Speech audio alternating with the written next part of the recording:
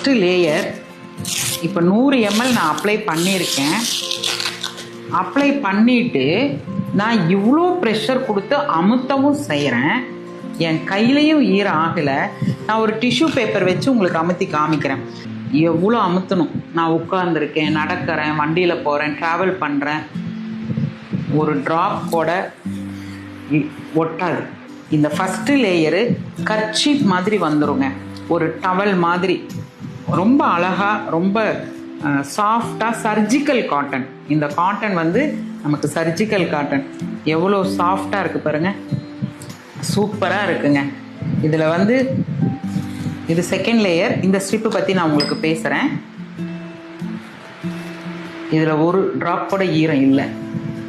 இப்போ இந்த டெக்னாலஜி இருக்கக்கூடிய ஆனயான், இன்ஃப்ராரெட், மேக்னெட்டிக், நானோ, கைட்டின், கிராஃபின், வார்ம்வுட், ஆன்டி ஆக்சிடென்ட், டீக்ரேடபிள், அதுதான் இந்த ஸ்டிக்குங்க.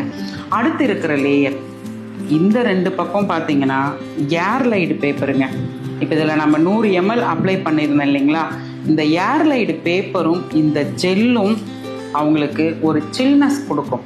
இப்படி நீங்கள் ப்ரெஷர் கொடுத்தீங்கன்னா கை முழுவதுமே எனக்கு அவ்வளோ ஒரு சில்லாக இருக்குது, ஒரு கூலாக இருக்குது. அதனால என்ன ஆகும், ஒரு ரெஃப்ரெஷ்மெண்ட் இருந்துக்கிட்டே இருக்குங்க. எகெயின் நான் 100 ml நான் போடுறேங்க. பாருங்கள், இது ஒரு கப்பில் நான் வந்து ஜெல்லை போட்டிருக்கேன்.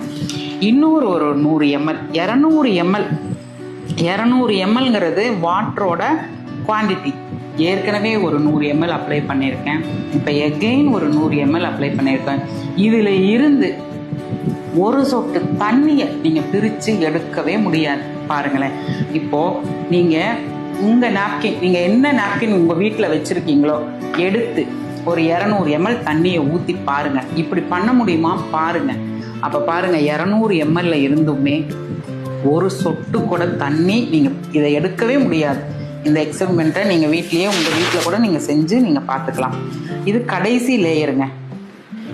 பாருங்கள், நான் சொன்னேன் இல்லைங்களா, தோல் வந்து ரொம்ப, ஒரு மனிதனுக்கு வந்து தோல் ரொம்ப முக்கியம்னு சொன்னேன் இல்லைங்களா. இந்த கடைசி லேயர் நாங்கள் எப்படி தெரியுமா டிசைன் பண்ணியிருக்கோம், ஸ்கின் மாதிரி